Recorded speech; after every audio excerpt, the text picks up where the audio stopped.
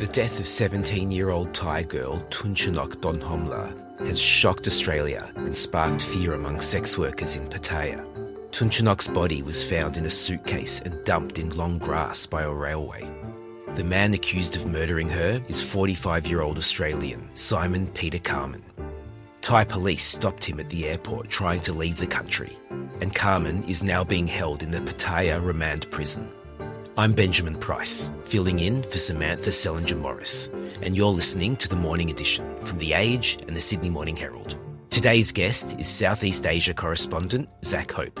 A warning, today's episode includes disturbing details that some listeners may find distressing. It's Monday, July 6. Hey Zach, so you've spent some time in Pattaya yourself. What did you learn about who Thanchanok Donhomla was, and what do you know about why she was in Pattaya? There's still a lot we don't know about her, but we know that she came from the northeast provinces, from about 600 kilometres away. She came to Pattaya, or the broader Pattaya area, to meet friends, is what police say. Police believe she may have been there on a holiday. Now, what her intentions were there, we don't know. But we do also know that she was there for about 1 week before she met the Australian Simon Peter Carman. So can you tell us who reported Thanchanok missing, and what role did, digital media or digital technology play in this case? So Thanchanok went back to Simon Peter Carman's condominium in the early hours of Thursday morning. When she failed to show up, her friend, who had been with her at the time when she had met the Australian, went and confronted Simon Carman at his condominium complex because she had known where her friend was going and who the person was, who the man was. Shortly after she had gone and confronted Carman looking for her friend, she then filed a police report. And what happened after that was a pretty extraordinary piece of police and detective work. They've done a rapid review of all the CCTV footage. They've captured, allegedly, Simon Peter Carman wheeling out a suitcase at about 9:15 p.m. That's about 18 hours after the pair were last seen going into the condominium. CCTV then captures him driving on his motorbike with the suitcase tied onto the back through the streets of Jomtien, which is just outside Pattaya. The cameras then also capture him coming back to the condominium without that suitcase.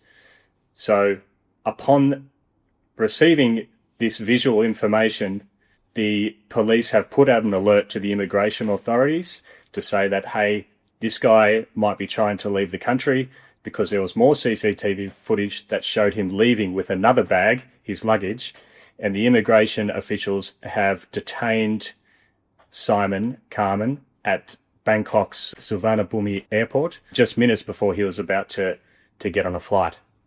So Zach, tell us, how did these two meet each other? Well, they met at about 3 a.m. in the morning in Jomtien, near the beach and near Street 7. Thanchanok was with a friend, and Simon Peter Carman was walking along near the beach. In the official police report, it says that both parties have agreed to sexual services. So it's at that point, at about 3 o'clock, the pair have started to walk back to Simon Carman's condominium complex at his slow pace at about a half-hour walk away. And the friend that was with Cake, as she was known, actually filmed them walking off together at that time as well, holding hands. And then the next time that we see the pair is on the CCTV footage at the condominium complex, still holding hands, about to go into the elevator and disappear up to the 15th floor. Then they would have walked along the dim corridor and went into the slovenly room 20.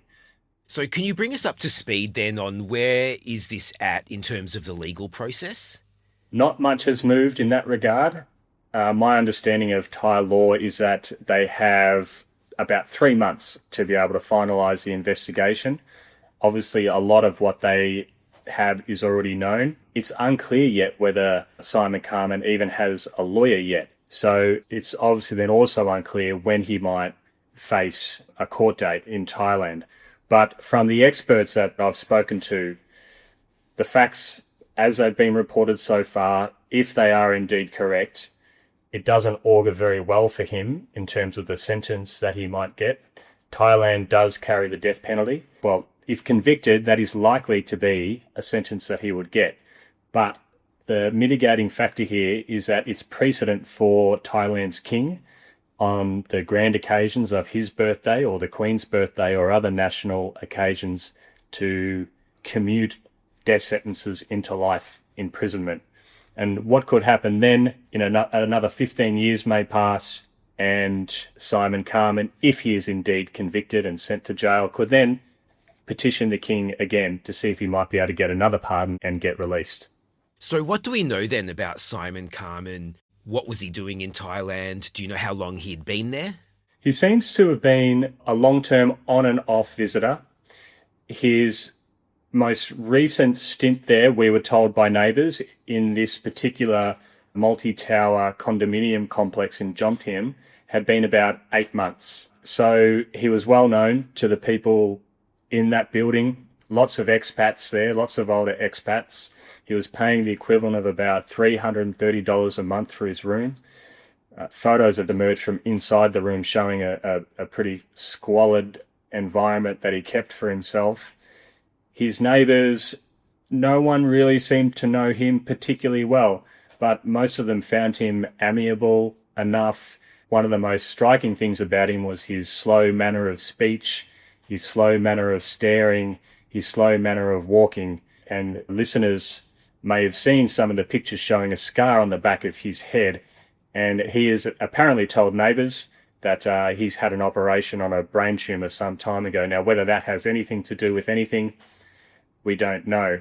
But his other neighbours say that, look, he was, pretty quiet. He was the kind of guy that wanted to get his own way. He could occasionally get aggressive, but that was mainly just at the drunks on the floor who were causing a bit of a problem.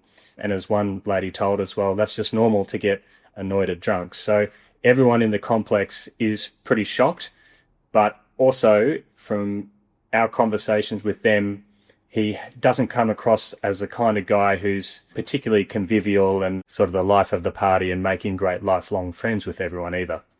So he's reportedly denied murdering Thanchanok. How do we know this?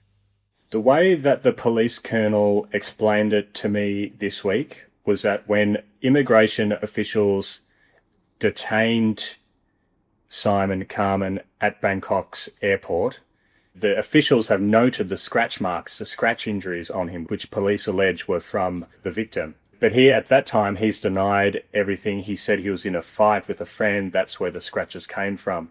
And then the police say, once they brought him back and started to present him with this pretty damning CCTV evidence of him leaving with a suitcase, coming back without a suitcase, and the fact that she was still missing, that's when police said he started to admit what had actually happened. Now, he's still claiming that it was self-defense. He told police that she came at him with a knife in a dispute over money. Thai media have reported that that amount of money might have just been as little as $20. So the Thai police didn't want to confirm those details with me on the grounds that that's just one person's version of events possibly, and that she didn't have a chance to be able to defend herself. So as it stands, he is claiming that he was protecting his own life, and that in the process of doing that, he's strangled her and unintentionally killed her.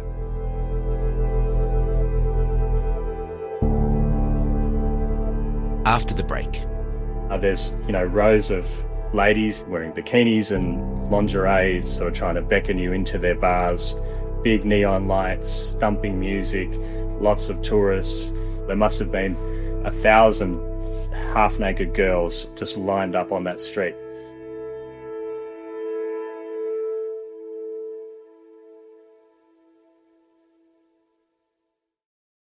So I went to Thailand a long time ago, but I didn't go to Pattaya. You went to Pattaya yourself, though, in the course of reporting, and it sounds like a real kind of assault on the senses. Can you describe what it was like when you were there? Well, yeah, I'd never been there either. And, before going, I was talking to some crusty old Englishmen in a bar in Jomtien, which is the much quieter area, and they were saying that they're too old now for that kind of place down on Walking Street and Soi 6, that it's the place you can go in, get a sense of, and then get out quickly because it is so much. And they were absolutely right.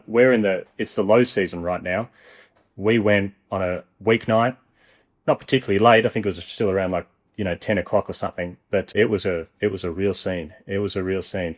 I got out of the taxi, and sort of within 2 meters of walking, I'm getting cards with various sex shows sort of thrust into my face, which at first was pretty amusing until, you walk 20 meters and you've had 30 such encounters trying to push these guys away. There's, rows of ladies wearing bikinis and lingerie sort of trying to beckon you into their bars, big neon lights, thumping music, lots of tourists. Now, that was pretty wild, but then we went to Soi 6, and Soi essentially means street. We went to Soi 6, which isn't too far away, and I mean, that was even crazier still. There must have been 1,000 half-naked girls just lined up on that street. I'd never seen anything like it. I thought that Phnom Penh's in Cambodia's red light district, pound for pound, was pretty strong. It was quite small, but pound for pound, I thought, wow, it's a bit of a scene, but Pattaya, it's got it covered, and it's probably got everywhere covered in the world, I'd say. And so from the women that you spoke to there, what was the effect on them of this alleged murder?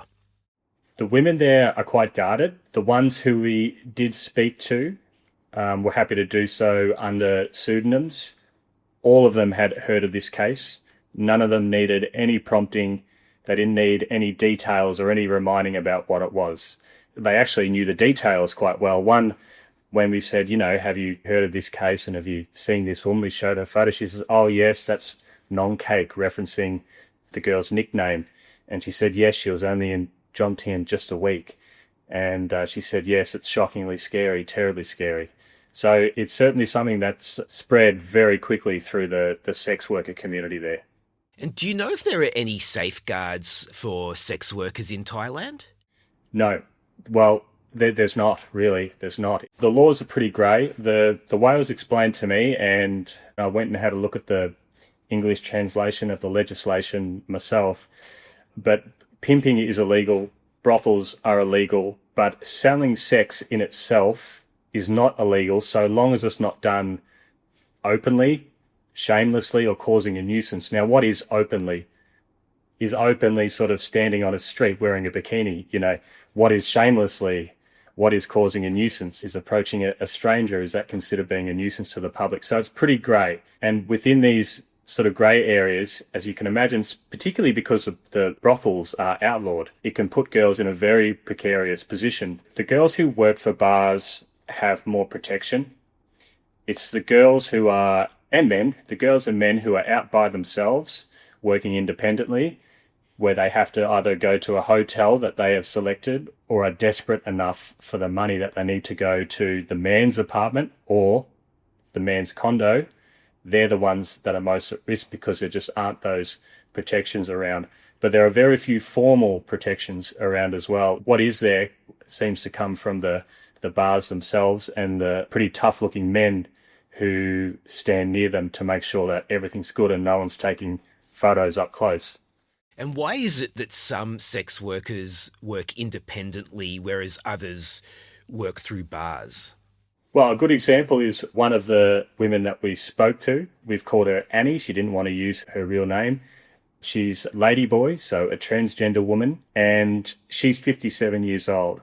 So she used to work in the bars, but then as she started to get older, the pandemic hit, the competition was too much. It was too hard for her to get work, so she started just working independently, standing under a coconut tree by the beach. And I imagine there's all sorts of stories like that. Maybe it's a competition thing. Maybe some men or women like to find their own spot rather than be competing with their literally thousands of other girls in the same vicinity.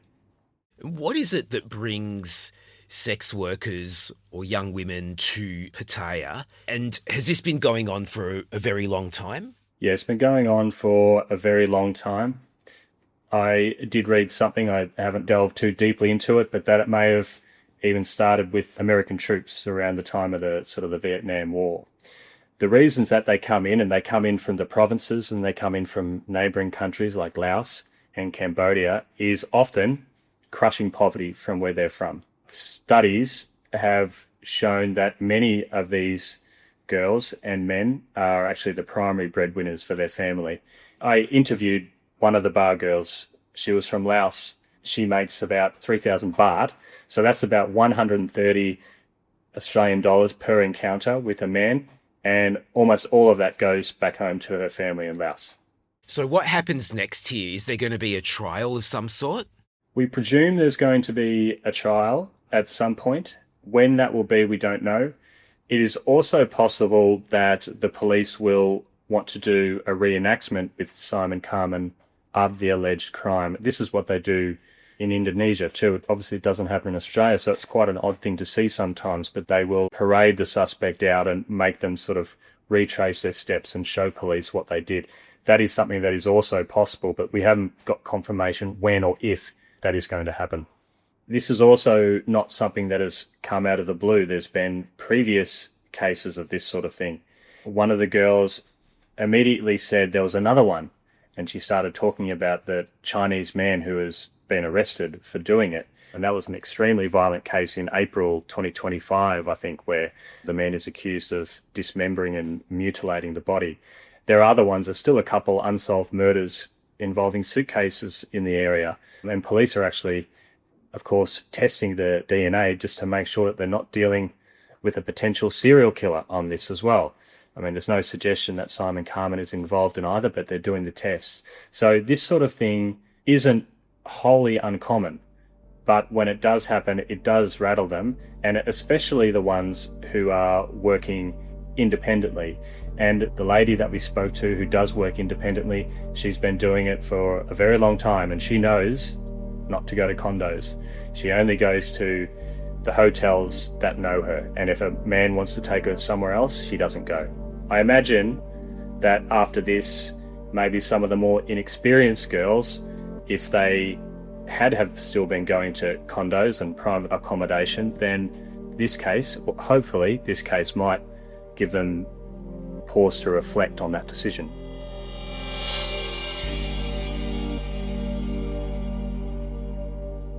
Zach, thank you so much for your time.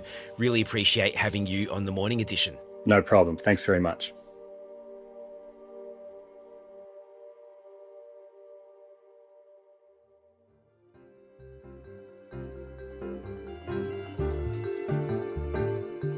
Today's episode was produced by Josh Towers. Our executive producer is Tammy Mills, and our podcasts are overseen by Lisa Muxworthy and Tom McKendrick.